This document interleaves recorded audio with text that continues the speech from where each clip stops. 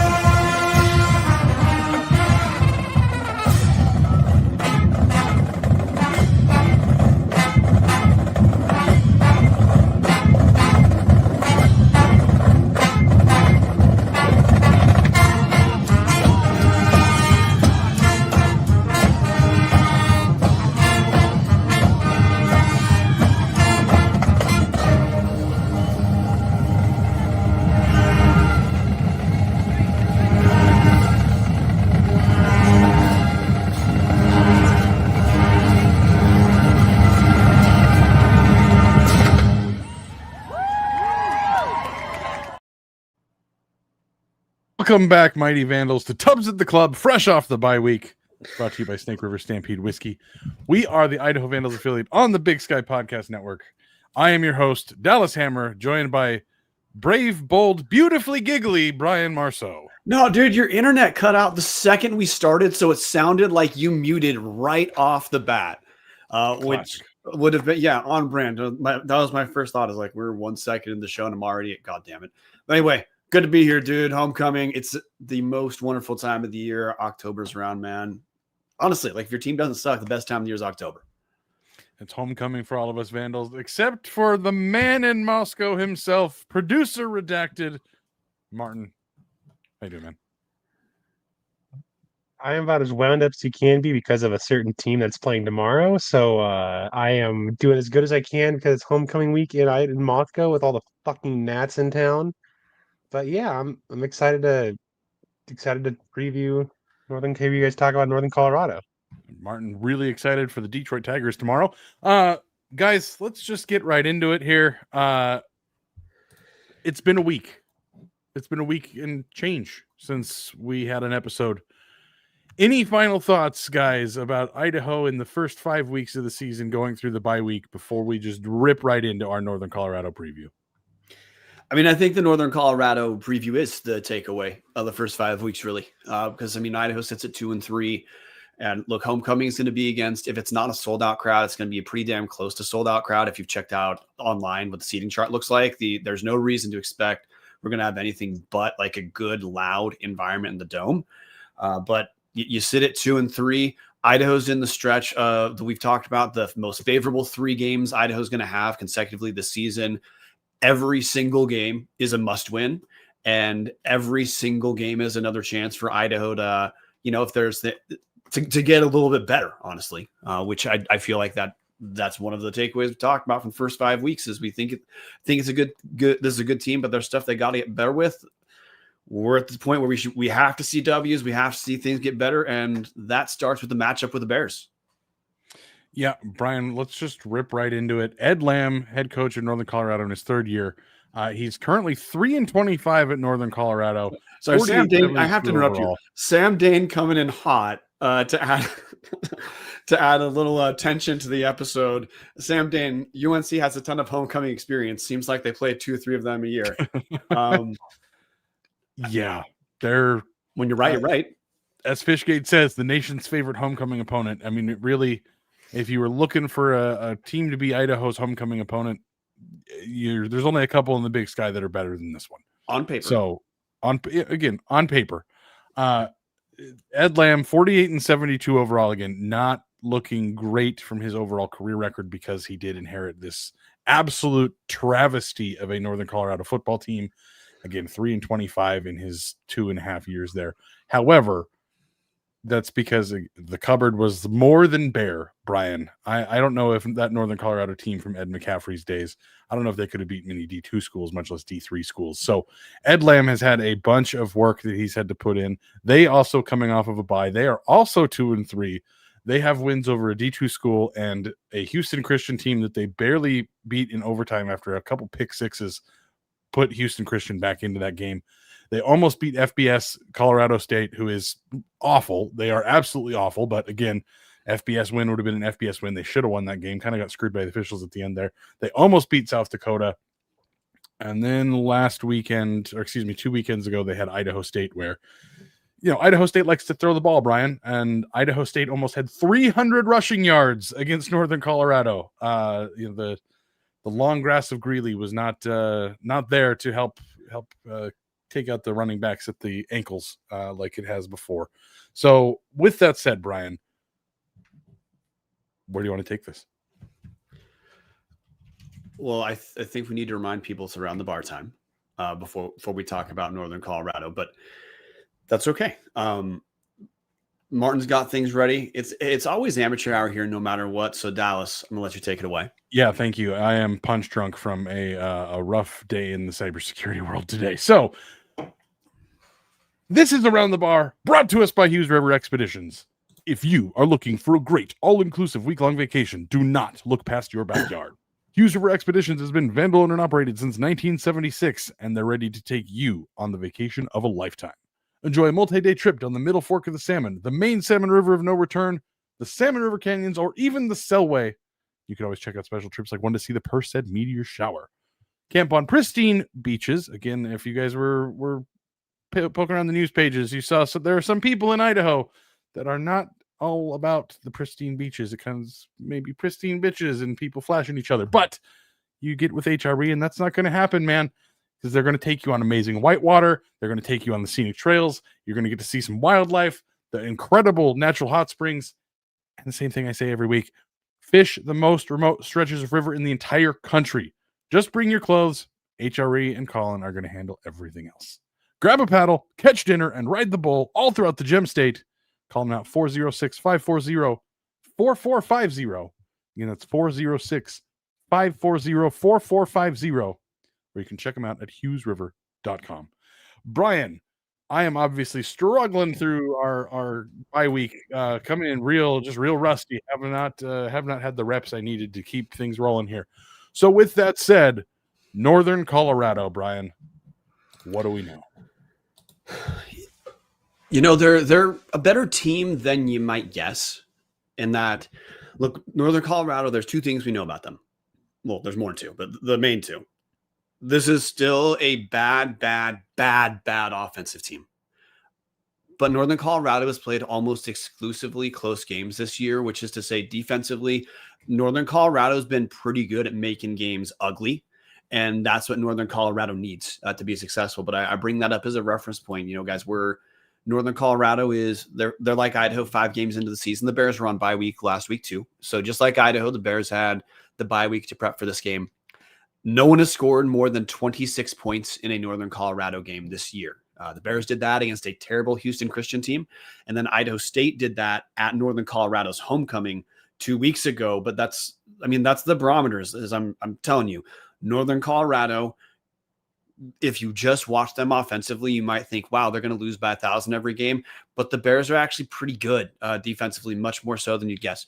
The strength of Northern Colorado defensively, Dallas actually already hit on it, is this is a team that plays much tighter against the pass than, again, you'd probably guess. Dallas hit, and this has been a trend here. You look at the FCS games that are comparable to Idaho, South Dakota, Idaho State, and teams were able to run the ball on Northern Colorado. The big deal is to not have turnovers, keep the game close with the Bears. But like Idaho State, who just this last week, they were able to pass the ball all over the place against University of Montana. Jordan Cook had a really rough stat line. He was right around 35-ish, 40% completion percentage throughout the game. It was really the ground game in the first half that made that game a game for Idaho State. And South Dakota, not that much different either. The basic defense. So I guess Dallas, I'll focus a little more on defense from what I see. You'll talk about formation. But when I watch Northern Colorado, and full disclosure, I do. Sorry, guys, I do. Northern Colorado plays kind of a better version of the Dan Jackson strategy from last year of keeping everything in front of you. Except their windows are a little bit tighter, and they play, I think, a little more effective zone. And as far as like keeping things rough for opposing passers, they don't get a gigantic amount of sacks, kind of like a team you guys are probably familiar with. But what Northern Colorado wants to do is to get you into 3rd and long, and that's where they're going to feel pretty comfortable. As bad as Northern Colorado's been offensively, which I already hit on, the third down conversion percentage Northern Colorado allows is right on par with what Northern Colorado does themselves. They convert 29%, they allow 30%. Those numbers are really not bad for what you would think a UNC defense is, and for a defense that is on the field for quite a few different series, because as Dallas will probably lead to, or we will get to, offensively, the Bears, there's a couple things to pay attention to with what the Bears do offensively, but for the most part, this is still a team that is not going to score the football. The key to them is keeping it ugly, and that starts and ends with what they can do defensively, specifically against the pass. Yeah, Brian, you mentioned that they are pretty damn good against the pass. This is even without LaDavian Osborne, who was one of their top corners last year, and then he played for his first game was the ISU game. He missed the first 4 games of the season, so they've gotten some reinforcements there. Ed Lamb talked about in his press conference this week that offensively they were injured a lot. They were missing 7 starters against ISU. Defensively, they haven't had quite that many struggles. They have stayed mostly healthy. They have a safety, Cam Chapa, who's he was the only member of their team to make the preseason award list this year. Leads the team in tackles. He has a pick. He's got a forced fumble. He's got a fumble recovery. Like he's their guy. He's far and away the best player on their defense, and again in a defense that plays a lot of cover one, where he ends up being the safety that's up at the top, just keeping things in front of everybody. It's a really good defense when you're talking about covering the pass. For Idaho, this is not a team that can defend the run well. Again, Idaho State, I think if it was up to Cody Hawkins, I don't think they'd run the ball once. And as an air raid guy, I love that. But this defensive front is not huge, Brian, and I think that's what it's going to come down to for Idaho. They are undersized. Their starting defensive tackles are both about 275, 280. They're not big guys. For Idaho, who's trotting out the best offensive line we've seen in a long time, that's where the money is for me. Is this is a team that just allowed Idaho State to run for almost 300 yards. If you're Idaho, this is the time. You have got to be able to run against this front 7 or front 6 when they drop a backer off for the 5 DBs. But Ezra Ekuban is kind of the guy that I'm most concerned on the front 7. He's their top pass rusher. He's got a couple sacks, leads the team in tackles for loss, has a forced fumble. Was the defensive player of the week in week 2, I think. Might have been week 3. I get the weeks mixed up every once in a while, but this is not a team that I think scares a lot of their opponents. Again, this is a team that was 2-22 before this season. under Ed Lamb, just because of what they've been building to. But they fight, and that's concerning for me, Brian. As much as I want to say, hey, Idaho's going to be able to run all over them and put up 300 yards and they're going to put up 50 points. I don't know that this is a team that's going to do that because, like you said, the defense in the past is pretty strong. They do force a good amount of turnovers. They only have 3 picks, but they've forced 6 fumbles already this year, which is turnovers are such a bounce. But man, for a team that's not forcing a lot of turnovers, Idaho, it's not a great recipe when you look at the team on the other side. And yes, I think they'd probably even admit it a little bit. Their talent level is just not the same as Idaho's. But man, they go out there and they give a shit, and that's something we didn't see a lot in the Ed McCaffrey years because again, he kind of just lit a torch to that entire program. Ed Lamb has really brought back a mentality to this team, and man, it's a little bit nerve-wracking when you look at it. Like you said, this is not a team that has a bunch of wins. They're not a team that is particularly good, but they do fight in every single game. Every game has been close for them, and that's what makes me a little bit nervous here, Brian. Is hey, look, yeah, Idaho should win this game, but this is not a Portland State. You're going to just run over this team just with your eyes closed. You cannot do that. This is a team that's going to come in here well coached and play very hard. As Crewhead 76 says, treat NoCo like they're Wazoo. Do not play down. Like that's the big thing here. You cannot play down to this opponent. You have to show you truly belong in the top half of the Big Sky or the top half of anything really. If you can't crush this team or at least dominate this team in all phases of the game, start to question where the season's headed. Well, and now you brought up a point that I think people should now relax a little bit about, which is, for Northern Colorado to have capitalized on as many turnovers as they have this year, that is absolutely essential to this team keeping games close. Northern Colorado has to be on the positive end of the turnover margin, and picks are picks. Idaho has thrown, I think, 1 pick the entire year this season. They've had a couple near misses. There was the pick against St. Thomas, that first play, but I don't think Wood's thrown another pick otherwise. We can fact check that. Yeah, stat department will check that. The number, okay, if I'm off, the number is by like 1. So Idaho has not been turning the ball over a ton. And you talk about fumbles, man, that is a thing that is rough to live and die by, because a lot of fumbles are also, did you get the good balance or did you not? And that is completely variable year by year. You want to say talent is part of forcing the fumble, sure, but getting it to bounce your way is part of that too, which is a long way of saying UNC has to be on the positive end of turnovers because they are terrible offensively. And what Ed Lamb said in his press conference this week, Dallas, which you listened to, about Northern Colorado needing to commit to running the football to be less one-dimensional, I absolutely love to hear Northern Colorado wants to run the ball, because the Bears have only been able to run the ball against D2 Chadron State and barely D1 Houston Christian. Those are the only 2 teams that Northern Colorado's been able to run the ball against. You look at their other games, you can even throw out Colorado State if you don't want to mix FBS into this. Against Idaho State, against South Dakota, Northern Colorado, against Idaho State, they rushed it 28 times for 30 yards. Sign me up for more and more of that. The stats are not that much better when you look at Northern Colorado on the ground against South Dakota. Part of it is, I think they're one. I think they don't really run very creative plays on the ground. Full disclosure, just don't. I've watched Northern Colorado. I love, if I'm a team opposing Northern Colorado, every time I see them hand the ball off, I'm gonna exhale a little bit. And second, I think their O-line is not terrible, but it clearly does better against protecting the pass than it does opening rushing lanes. I say that. Look, Northern Colorado scored 19 points a game on this year. That's an improvement. The last 2 years, they've been averaging 12. So I know, hey, it's a new roster. But even with a more than 50% improvement in production from last year, this team scoring 19.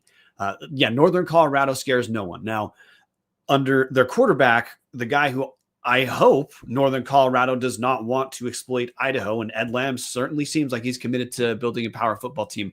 His name's Eric Gibson Jr. He's a transfer, formerly a commit at LSU as a quarterback / wide receiver, went JUCO. Now he's at Northern Colorado. He was not the day 1 starter.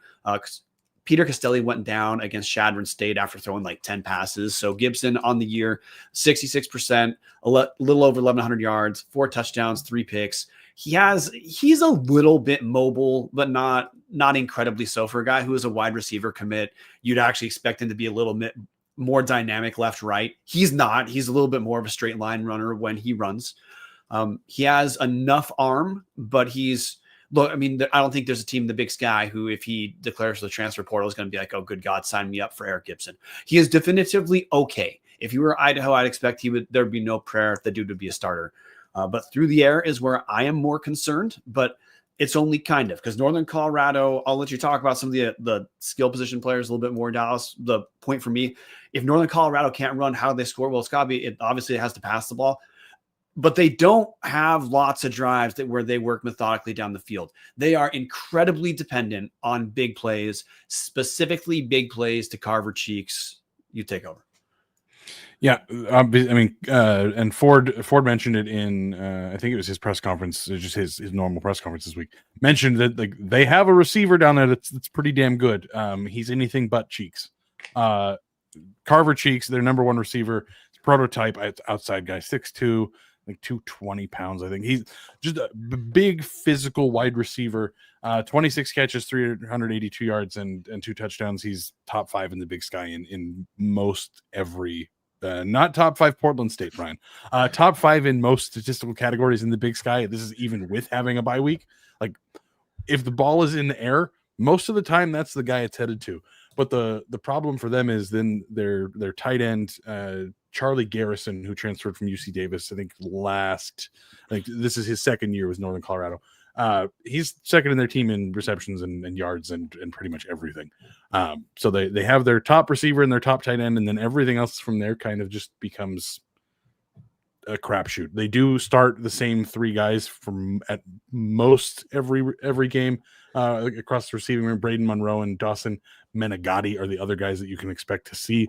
They're a very top heavy team where the depth does not see the field quite as much. But for me, Brian, this is just, there's not a lot of guys that scare you. Their offensive line has only allowed 4 sacks, which is impressive. But they don't get a ton of push in the ground game, and they've trotted out 4 different running backs that have led the team in carries per game. Matthias Price is a sophomore there. He's kind of their big power back. He's the guy that's kind of their number one rusher. In multiple games, he's led the team, and as the year has gone on, he seems to be the one that's getting the most amount of touches. Then they have Alu Rocco Traore, who probably knows Thomas Ford a little bit. He's a Ford Sports Performance guy.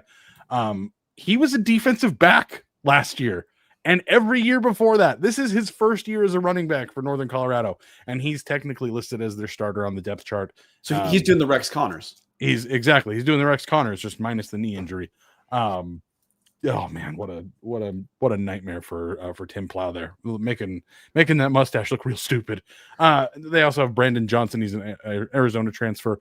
He's a little 5'9" guy. He's kind of the flashy, like almost the Eli Cummings in that room. But they don't have anybody that stands out offensively because their line does not get a ton of push in the ground game. They're big guys, and they're pretty solid in pass protection. But man, the biggest thing for me, Brian, when I was doing all this research, the photos of their offensive line group are some of the best photos I've ever seen in the history of player profile shots.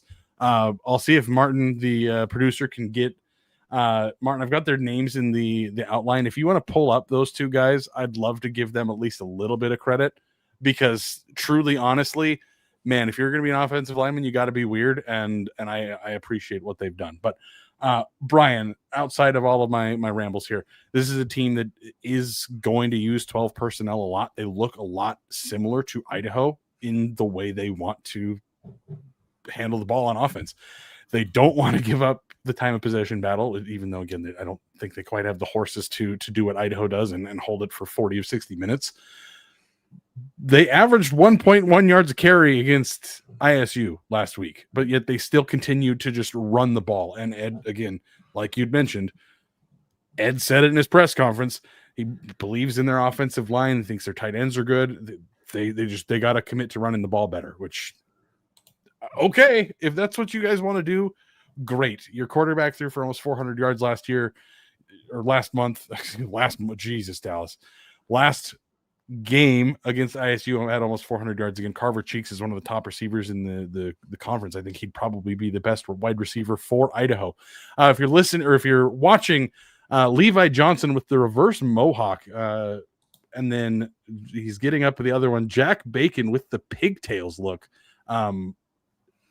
Yeah, that's my offensive talk here, Brian. Is I love offensive linemen that can commit to the bit and be silly and funny, and that's the best thing these guys have going for them right now. Yeah, I mean, you're there. If you watch the Idaho State game, UNC tried to mostly run the ball until they're down 19-7 in the second half. And, from then on, UNC did throw the ball that game against ISU. They ended up throwing more passes than rush attempts, but that was probably what Ed Lamb would say was situational. When you're down by that much that late, you don't really have much other option. So the only caveat I'd add is I agree with the assessment that Northern Colorado envisions themselves as a team that looks like Idaho when things are going well for Idaho. But what that translates to is this team can absolutely sprint to 3 and out. So from the Idaho end, I guess is now what I care a little bit more, because I always think we make this weird rhythm when we try pretty hard to talk about the other team so viewers know who they're going up against. But I also think that makes it seem like we think the other team is always very good. And I don't think Northern Colorado's good. I think Northern Colorado can beat you if you play like garbage and turn the ball over. And Northern Colorado defensively, especially against the pass, they have been better than you'd guess at making teams look bad through the air. So from the Idaho end, I'm still not taking away what I said after the Montana game of I don't want the fades. I want Joshua Wood to have easier looks, some tempo sometimes, and if he needs to extend plays, like Thomas Ford talked about that in the press conference. You see Joshua Wood extending plays. It's mostly because the guys are not open and the play needs to be extended. So if you're curious about why and when that happens, that's why. I think Idaho's pretty damn good when they do that. However, I think the meat of what Idaho needs to do is run the football, because you take what teams are going to give you. And Northern Colorado has shown for most of the season, what they will give you is the ground game.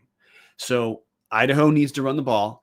Idaho, I believe, needs to look at getting into that third and manageable. They got to stay away from third and long. Northern Colorado, honestly, might be the best team. The Montana matchup was uniquely tough for Idaho, I believe, compared to the rest of Idaho's schedule so far. But on paper, Northern Colorado is one of the better teams in the Big Sky if you get to third and long. So the key, don't get to third and long. Don't get to third and long. And think with Joshua Wood at quarterback, we've seen where he does well. We want him to get some easier looks, tempo once in a while if you need to. Idaho doesn't seem to want to go to tempo unless there's no real choice, but we've seen him look good in that. And hitting those strikes across the middle of the field, intermediate passes like he did to convert fourth down a few times against San Jose State.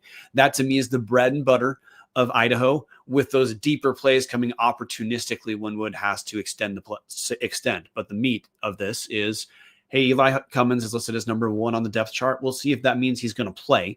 But if Idaho has the backs to run the ball, then I think that's what the meat of this strategy has to be, with the goal that you got to get some separation between UNC, because you don't need that much to put the Bears away. But Idaho, conversely, has been a team, whether the games have been Idaho losing or Idaho pulling up their W's, Idaho has not really separated from anyone this year. And this is the type of team that needs that to keep it close and hope for a mistake. Yeah, in the comment section, Crewhead 76, wheel routes, quick slants, bubble screens, 7-10 yard outs. Agree on that, Crewhead. In the passing game, that's absolutely what I want to see.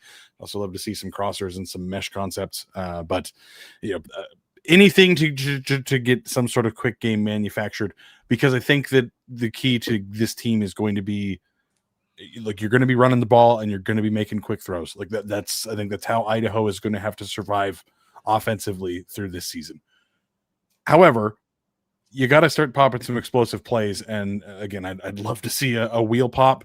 Again, there are certainly guys on this team that can hit a quick slant that are going to be gone for 30, 40, if not more.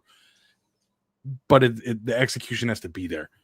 Brian, you mentioned the running back room. I did want to hit this real quick. If you've been a member of patreon.com/Tubs of the Club, you have known about this for a while.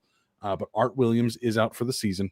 Thomas Ford confirmed that with Skyline yesterday or Tuesday. I'm sorry, Coulter/Skyline guys. I forget which day you publish. It's been a week.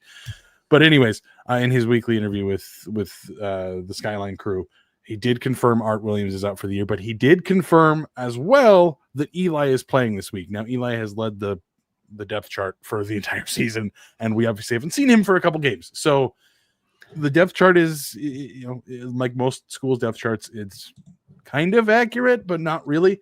One thing I did want to at least point out, Brian, is Jack creative Wagner nonfiction might be a way to look at depth charts. Yeah, there we go. We know which one of us was the author and which one of us went to school with the camera in his face. Jack Wagner is now listed as the backup quarterback again. Sawyer Teeney not listed at number 2 anymore. Jack Wagner listed at number 2.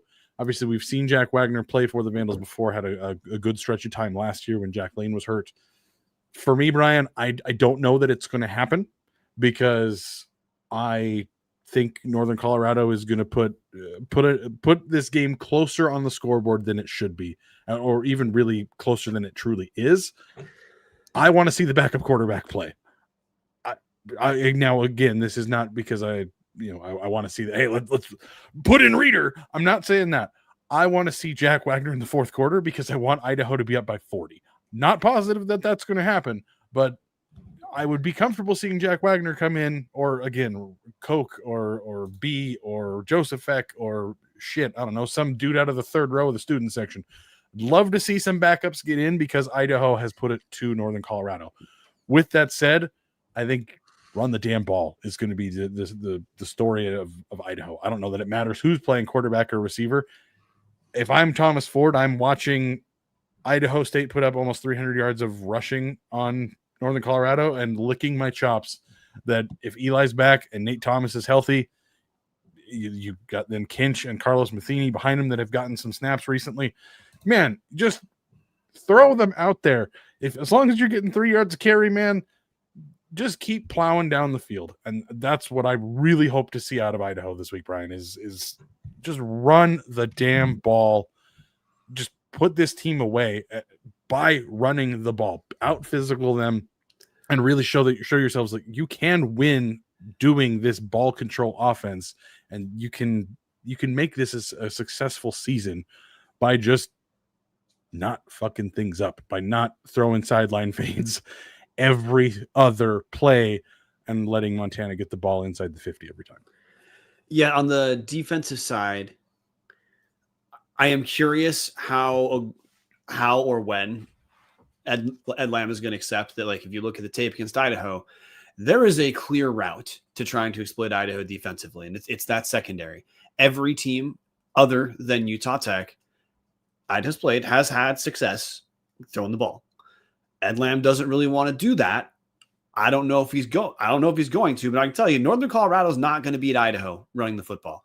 So if Northern Colorado decides to do the brain dead thing against Idaho, which is match up your strength on their weakness, what I'm looking at is Idaho more so than every other game of the year so far. This is a team, you just can't let them pop off the big play.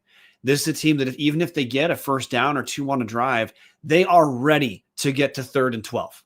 They are ready to throw a shitty pass on 3rd and 9. That's just who Northern Colorado has been the entire season.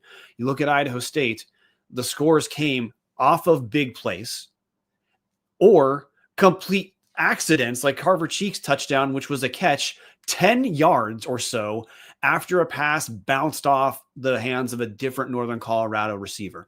That was the second touchdown against Idaho State. By the way, Idaho State, who just surrendered more than 500 yards against Montana. Just to say, Northern Colorado defense, Idaho State defensively, not very good. And Northern Colorado still was not able to exploit that in any really meaningful sort of way.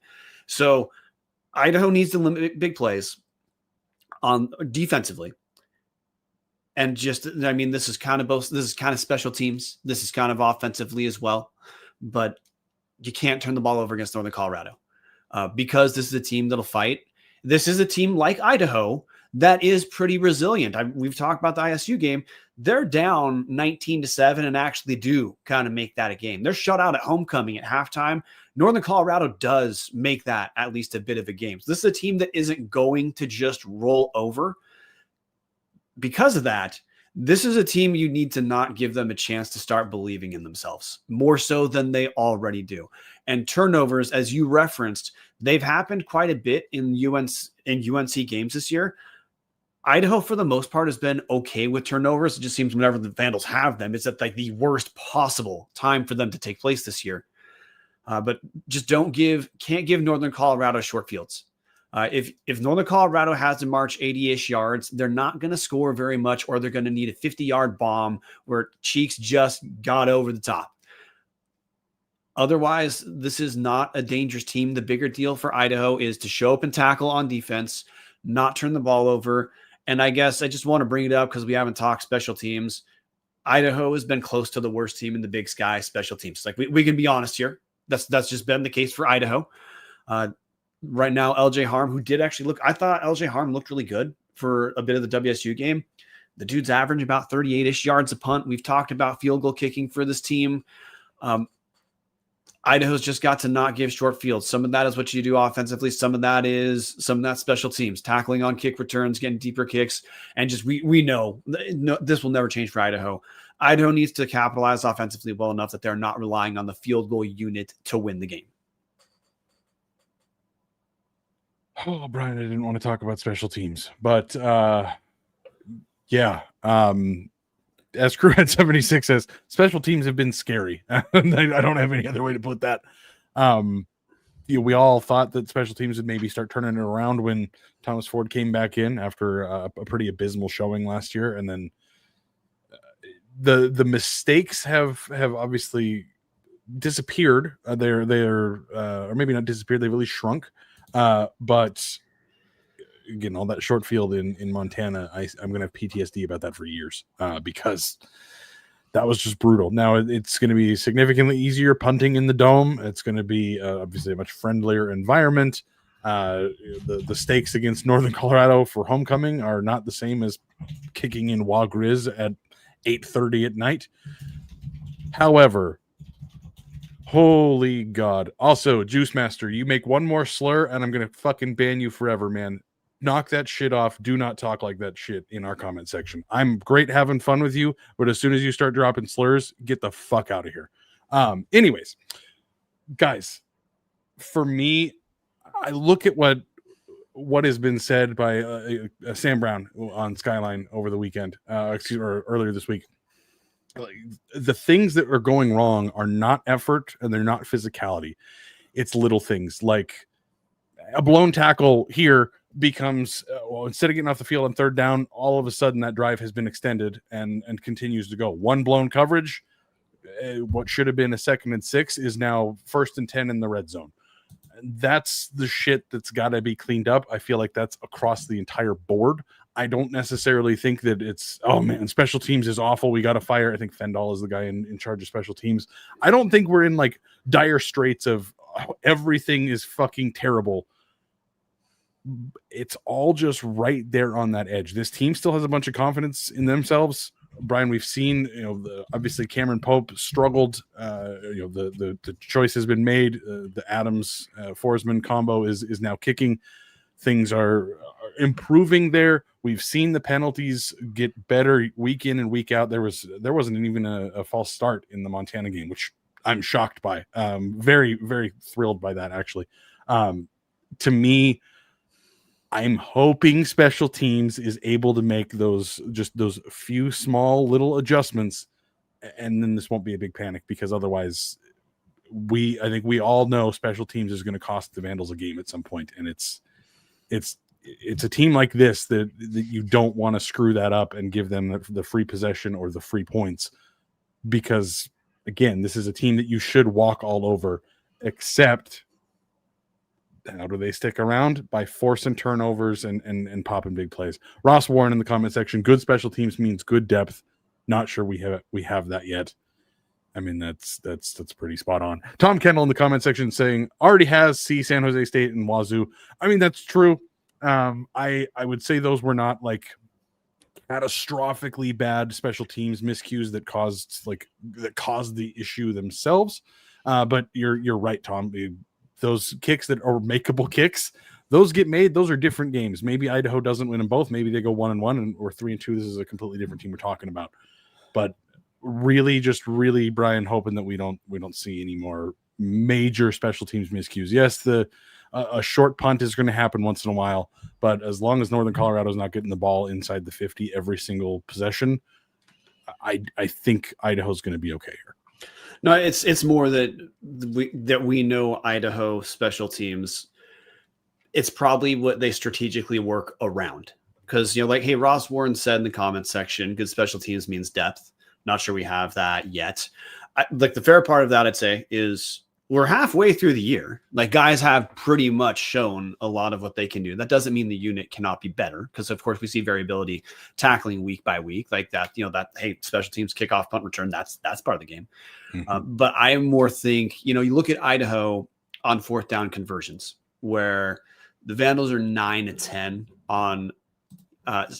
9-10 on the year on fourth down conversions, which actually, if you add those 9 conversions to what Idaho's done on third down, meaning Idaho's got to third down or beyond 75 times this year, 45 of those 75 times Idaho has converted. That points me more to the question of, what, if it's third and 4, it's probably 2 down territory, unless like you're inside the 10 or something like that. Or, if Idaho looks like it's borderline field goal area, play calling is probably more, this is probably, again, 2 down territory, get as close as you possibly can. I say that because Idaho absolutely has relative strengths. We've talked about them today. But the big thing with Northern Colorado is they want things to be ugly, meaning Northern Colorado wants to minimize you being explosive as much as they can, which they do via the pass. But then the Bears need the opposition to make mistakes, where Idaho is most likely to have that. Every team has turnovers. That's why we talked about it. But special teams has been an area where Idaho's made things harder than it has to be. And that's more what I'm talking about, is trying to not add that to a potential self-inflicted gunshot wound that makes this game close in the fourth quarter. I'm sorry, Brian. I just I got ribbed by Tom Kendall about my glasses looking like San Jose Sharks colors, and now I'm mostly just devastated that I bought these stupid fucking glasses. Anyways, guys, we are 42 minutes in, and we haven't even gotten to the keys of the game presented by our fans and friends at Pacific Custom Sportswear. Vandalgear.com, guys. You've seen it. We've talked about it. I hope you've been seeing the stuff around the community, especially at these Vandal games. All the best Fightin' Taters gear. There's also some of that fantastic 1970s Big Sky throwback stuff. The beautiful Pride Gold with the gray and yellow stripings. There's football helmet shirt. There's Kibby Dome specific apparel. There's Vandalizers gear. It's the best gear you're going to find for the University of Idaho Vandals at the best price point you're going to find it. We talk about that other Romsfield spot that have put out some Fightin' Taters merch that was like $50 to $60 a t-shirt. You're not going to get that here. $25 for the t-shirt, pretty damn affordable, especially when you take into account how nice the t-shirt is. It's actually my favorite t-shirt. The one that I got from Jeff over there is so comfortable. But outside of just getting your Vandal gear here, man, if you've got a design or a logo that you need printed, man, these guys are the place to go. They've been in Spokane, Washington for more than 25 years, working again very closely with the University of Idaho, but also other regional companies, schools, organizations. If you're watching, you're able to see all of the merch as Martin's scrolling through it. If you're not watching, guys, vandalgear.com. It's the best Vandal gear you're going to find anywhere at probably the best prices you're going to find too. Brian, keys to the game. You kind of just touched it a little bit, but I'm essentially going to pass that back to you. But to make it short, if you didn't listen, Idaho needs to not make mistakes to keep Northern Colorado in the game. Run the ball against Northern Colorado, but in the pass game, do what Joshua Wood does well. Does Joshua Wood hit fades to the sideline well? No. Does he hit slants across the middle? Yes. Does he hit short passes well? Yes. When Wood has to extend plays, is he pretty damn good hitting guys as they're coming back or coming across the field? Yes. So Idaho, do what you can do what you do well, get some margin for error, and leave homecoming with the biggest win of the season. I think this stretch, I always feel like every damn game for Idaho is the Super Bowl, and not in a good way. I feel this way again. You're going to have the sold out dome. This is a way to sell the rest of the fan base on coming to the rest of those home games. And this is a way to wash that taste of losing to Montana, which we've been living with for 2 weeks. Having bye week off a loss to a rival sucks. A big win on homecoming with a healthy margin for error, to me, is the key to doing that. And then just don't let UNC beat you over the top. If UNC cannot beat you over the top in big plays, they can't beat you. Mm-hmm. I mean, it's pretty spot on, Brian. Hit in the comment section, Sam Dane saying, I love the idea of Idaho being consistently aggressive and going for it on fourth within most of the field. Crewhead 76 saying, if we are outside of a 35-yard field goal, go for it on fourth. Man, I completely agree. And I think, Brian, you and I come at this with a slightly different perspective on what the offense should do, but with the same understanding of, like, stick to what you're good at and stop throwing the damn sideline fade balls and go balls that are just not connecting right now. For me, it's run the damn ball. If you're Idaho, run the ball. We have seen it with every game this year. Northern Colorado is not particularly great at running the ball themselves, nor are they great at stopping the run.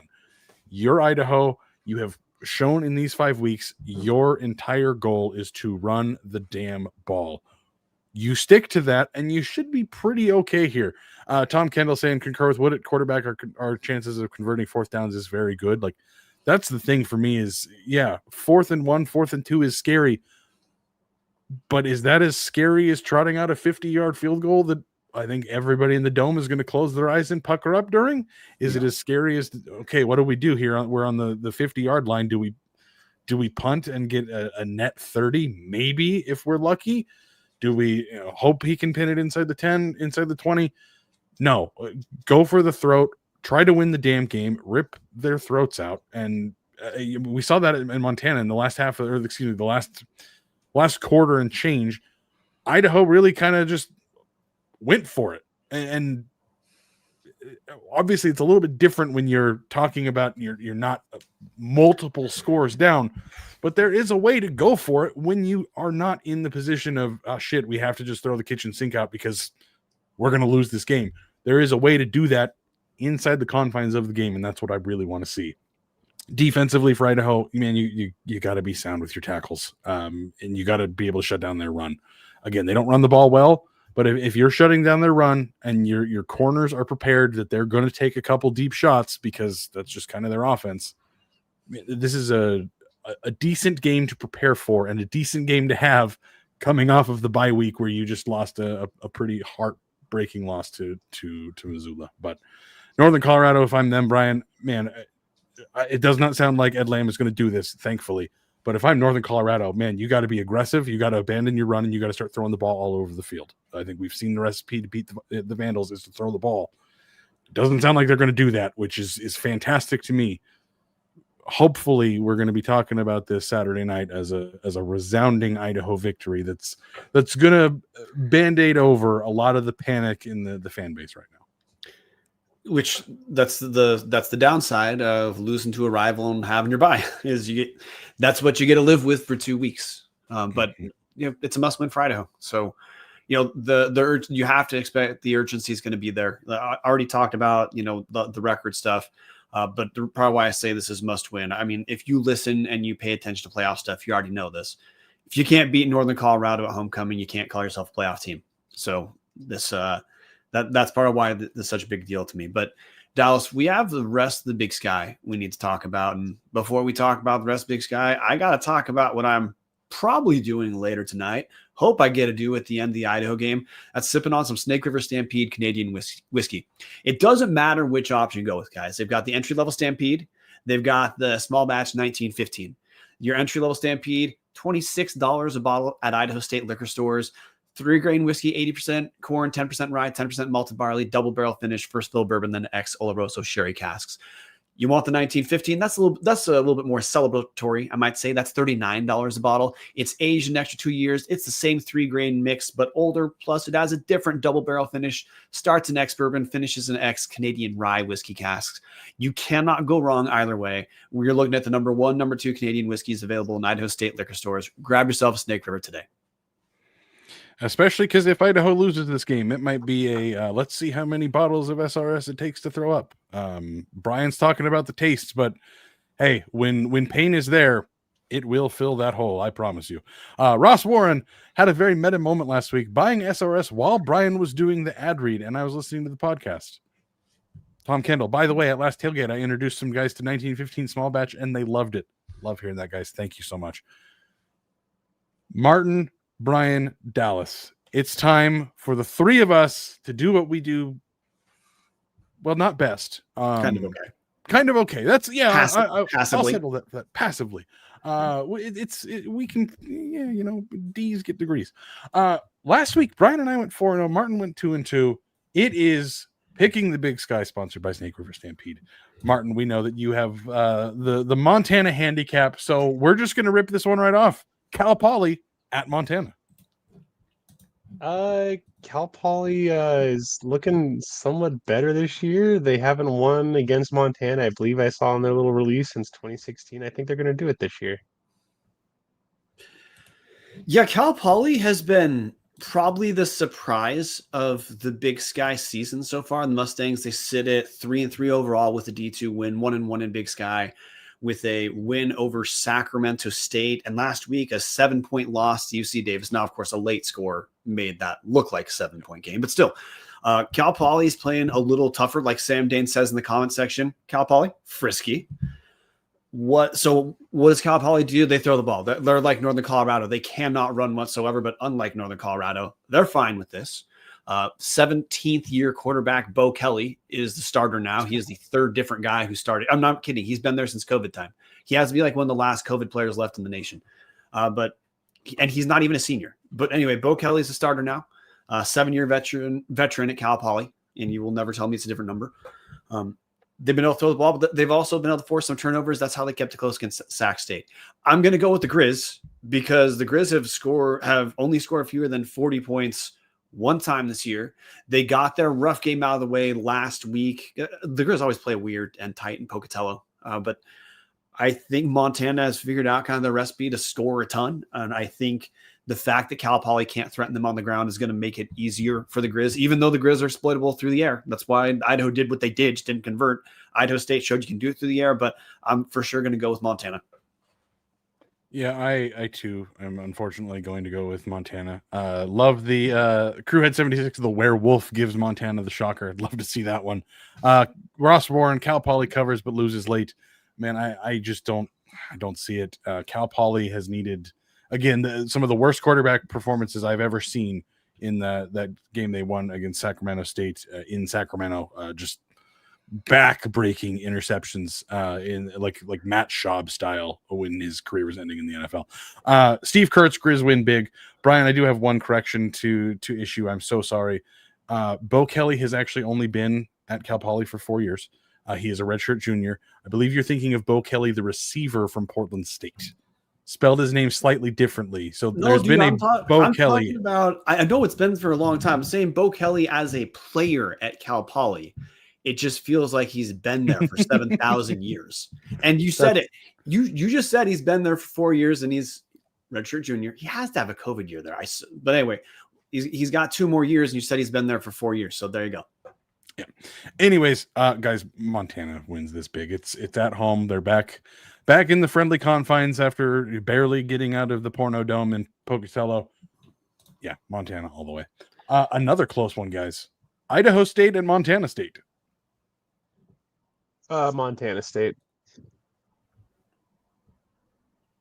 this is Bill Kelly's 4th year of taking reps there. Good God. Sorry, I'm still there.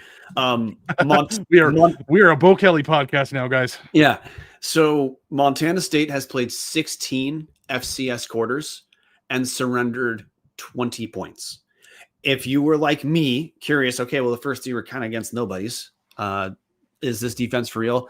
Well, last week, MSU held Northern Arizona, a good team, a solid Big Sky team, a team that expects to make the playoffs, held them to 10 points and essentially a 3-quarter drought between scores. So Montana State defensively, they're for real, guys. That is easily the best defensive unit in the Big Sky. And on the other end, offensively, they looked a little not shaky, but maybe surprisingly okay the first few weeks. Last couple weeks, the Bobcats looked a lot like the team, a different version of the team that we thought we'd see this year. So Justin Lamson's completing about 70% of his passes. The running game is starting to pick up. Yeah, this is Montana State all the way. I also think it's just a worse matchup for Idaho State. The Bobcats are the big comparison to the Big Sky is Montana State. And look, the Grizzlies look like they're better, more dynamic offensively, but there's no question the Bobcats are stronger defensively. So yeah, I'm going Bobcats. Yeah, I love Crewhead 76 in the comments. Baby Hawk and Hot Tub Dan pull it off. I love that optimism, but I'm with Steve Kurtz and Ross Warren here. MSU easily, no dome advantage. MSU by so many points. Man, this team looks like the team that we all kind of thought they would be because they've been this team for years. They got crushed by Oregon, but then they lost double overtime, I think, to South Dakota State, and then the Mercyhurst victory was 17-0. Yeah, I mean a shutout's a shutout. Was not the blow apart that San Diego, Eastern, and now NAU have been. Blown out buttholes, as Brian likes to laugh at.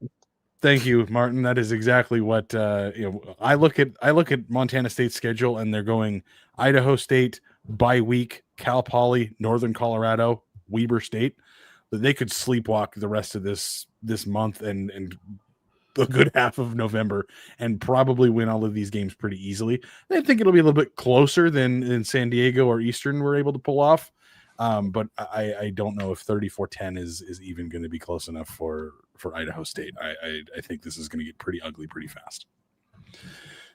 Only a couple games left, guys, because again we are into Big Sky season and we're getting through all the bye weeks. The change to the bye weeks are all happening in October now in this 3 to 4 week stretch. Fantastic that all the teams are kind of forced to have the same schedules. That takes us to Sac State at Weber State. Sac State. Weber State lost their starting quarterback. Good Lord. Weber State lost their starting quarterback a couple weeks ago. His name is Jackson Gilkey. He was very good at throwing it to the wrong team. I don't know. I don't know what Weber's going to do offensively. And we know the Weber is not strong defensively at all. I think Weber's one of the get right teams to play this year. And Sacramento State, they're still scrambling for answers of what to do at quarterback. But I don't think Weber State's the kind of team that can make that an issue this game. And if Sac can throw the ball at all, they do have talent on the ground. So I think this is a pretty easy win for Sacramento State. And they get to, again, go back and forth of looking like, are they together, with the answer being yes, if they play a shitty team right now, Sacramento State is going to look like they're together. They're still going to be a team that people probably have circled to pay attention to for a while. Because there's in theory talent based off transfers, but I'm not motivated about this game whatsoever. But Sacramento State, yeah, I'm going to go Sacramento State as well, only because I think we've unfortunately learned what Weber State is, which is not good at all. Especially when their quarterback, who had not been a strong pillar of this team, is now out for the season with a broken leg. It just doesn't feel like. Doesn't feel like Mickey Mental is going to ever put this team together. Honestly, it feels like kind of circling the deck chairs on the Titanic, just waiting for it to all just completely go under and have a complete reset that they probably should have done when Jay Hill left rather than promote up the offensive coordinator who had been there for 1 year. All of that to say, even if Sac State is getting awful quarterback performance yet again, I still think this team has enough talent to probably put it to Weber pretty good, even though it is in Ogden, which obviously helps bump a little bit that Weber's at Stewart Stadium and not at Hornet Stadium and the tens of people that care about the football program there. But for me, there's too much talent here. I just don't see it happening. Now, if Sacramento State does find a way to lose this game, I think you can put the fork in them. They are 100% fully done. I mean, they basically are fully done anyways. They've got to run the table to have a real shot at the playoffs. But no, again, Brian, like you said, this game is not super exciting on either side of the field. That takes us to one that is hopefully more exciting because there should be some playoff implications here. NAU at UC Davis, gentlemen. I'm going to go Davis. Yeah, this one to me is tough because on the one hand, I do think UC Davis, while good, is overrated. They're very quarterback centric, and I think that makes them, in theory, if you're a team like a Montana State, a little bit easier to game plan against. But Northern Arizona hasn't looked they're not that great defensively. Now I'll also bring up UC Davis has taken a step back defensively too. They already had this year, and then the loss of Rex Connors is huge. Like that is going to resonate to me in what you call the ceiling of the UC Davis Aggies defense season on the year. That with all that said, though, I feel that you probably got to go with Davis here. And NAU, in spite of being ranked the way they are, I don't think NAU has any impressive wins, and they have some. Look, hey, a win is a win. Okay, so like, want to acknowledge that. But I think that in the same way that Davis is a little overrated where they are right now, I feel being top 15 as prior to Montana State game, you'd say NAU is probably a little bit higher than they should be. So I'm gonna go with Davis here. I think there's a reason this game could easily be tight, but I feel that I just feel better about Davis because they're at least not a catastrophe on the defensive side of the ball. That's fair. Crew had 76. Stash puts his brother in at running back and they lose. That is my biggest concern. Is Porter Connors going to play some running back? We know Rex couldn't. So are we going to see Porter Connors at running back? Well, hold on. Rex got a touchdown when he blew his knee. That is true. He did score a very important score there. Steve Kurtz in the comment section. NAU struggles at sea level and the outdoors. UC Davis 24, NAU 14. Unfortunately, I got to go with UC Davis here. It is at home, which obviously helps. I think if it was in the Lockup Sky Dome, maybe it's a little bit different. But I mean, Caden Pinnock is, I think, getting better every week. He looks pretty solid to me. I'm really hoping he transfers to an FBS school. Let's put it that way. Really hoping he's not at UC Davis for much longer. I do think that they have the horses to get this done. I don't know that NAU. I think NAU is a pretty flawed football team. I don't think defensively they've got what they need to be able to shut down UC Davis. No, they've had to win quite a few games that I think are closer than they should be. Mm-hmm. Which throw the same critique at Idaho, right? But with NAU, they've kept a few games closer. And I'm not trying to be dramatic here. If you let Portland State score 17 points, that is a 5-alarm fire right now. Mm-hmm. That's not great. I mean, we just watched them play Eastern and look pretty dog shit doing it, and Eastern can't stop a nosebleed, and they shut down Portland State very well until they threw Portland State back into the game by abandoning the run game. All of that to say, we're all in agreement. Davis, it is. Sam Dane, top 5 fire. Yeah, oh boy. Poor Bruce Barnum. That program is just a disaster. But that takes us, gentlemen, to the final game of the weekend. It's not actually the final game, but it's the final game that we're talking about on this show. It's the one that we talked about, honestly, for most of the last hour. Martin, any final thoughts? Northern Colorado at Idaho for homecoming, 2 p.m. in the Dome? 2 p.m. in the Dome. Yeah, it sounds about right. I got really no final thoughts. I hope it should be a fun time in the Dome this weekend. the only thing I'm going to say is I'm going to go with a little bit of a higher, I would say a little bit of a higher scoring game, but I think it's going to be somewhere in like the range of Idaho 35-13, something like that. Yeah, I'm gonna pick Idaho. I gotta tell you guys, I am a little nervous about this game, just because of what we saw for 3 quarters against Montana. Now, not ignoring that 4th quarter because Idaho did change things up, but Northern Colorado is probably looking at this game, thinking, I think we can make this game ugly, because Idaho's kind of okay with ugly games too. I'm gonna go Idaho 27-13. I hope I'm wrong and that Idaho is explosive and this is easy, but I would in no way be shocked if this game actually feels a lot like Utah Tech, where Idaho's never truly threatened, but the game is not truly won either until later than you'd guess if you actually watch the game. Yeah, hitting the comment section here. Crew at 76, sellout crowd. We finally play the way we should. Metal thrashing mad 35-10. Rob Maurer 35-14. Tom Kendall 31-21. Ross Warren 27-19. It is going to be annoying. Unfortunately, I land on the same side as Ross. I have this game at 24-17 Idaho. Steve Kurtz, Vandals play their best FCS game of the year, 45-7. Man, I really hope that that's what we're going to see. I'm at the point I'm not projecting Idaho to blow anybody out anymore, because it just hasn't happened.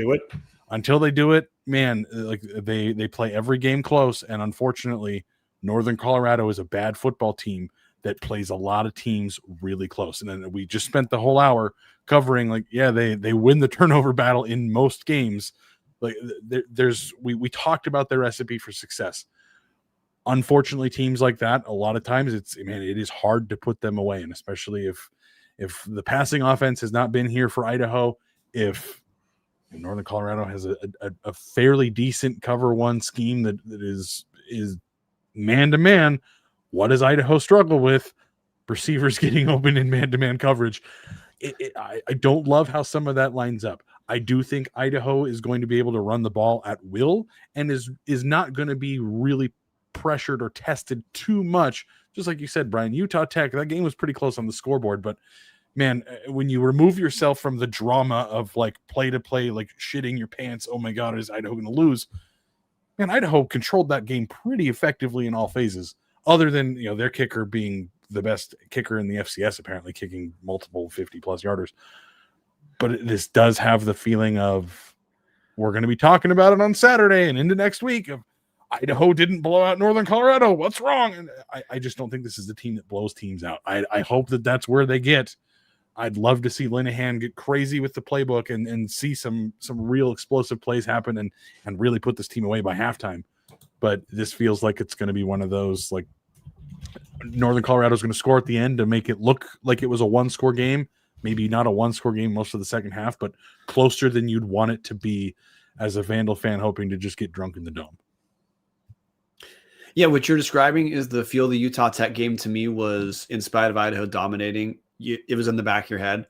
This game is a mistake away from being a tie. Yeah. Those are the type of games Northern Colorado plays. Yeah, it's not great. Is Michael Graves going to play? Question coming in from Crewhead 76. We have no idea. He's been practicing, and he did play a little bit against Montana. I don't think this is a put down or anything. I think this is just where we're at. We know Michael Graves' his injuries are, this year at least, they've all been super minor stuff. I've come to the point where I expect nothing out of Graves health wise. If he's there, awesome. But you've seen how the pass plays are called too. This team is not like heavily dependent on Michael Graves. He adds a nice wrinkle if he's there, but it's hard to establish a rhythm when you don't play that much. So maybe we'll see. But that seems to change kind of by the day. Yeah, I feel like Graves is kind of just like a game time decision every single game, dealing with whatever little nicks and dings he's got, whether it be some soft tissue issues or whatever it is. It just feels like there's always something nagging at him that he might not be able to go. Hopefully we see him, because again, sometimes there's nothing better than seeing Michael Graves catch a 60-yard pass, but we just don't get to see it very often. So hopefully he's there. Hopefully that does add that extra wrinkle and it does blow this offense wide open. But we will be seeing it all Saturday in the Dome. with an instant reaction to follow once Brian and I get back up to Spokane and Coeur d'Alene. With that said, gentlemen, patreon.com/Tubs at the Club. Thank you for listening. Thank you for hate watching. If you're Jizz Master, thank you for coming in and being a bigoted piece of shit. We really appreciated the view there. Guys, instant reaction. Hopefully going to be a lot better than the last one was. V's up. And go Vandals. Go Vandals. Go Vandals.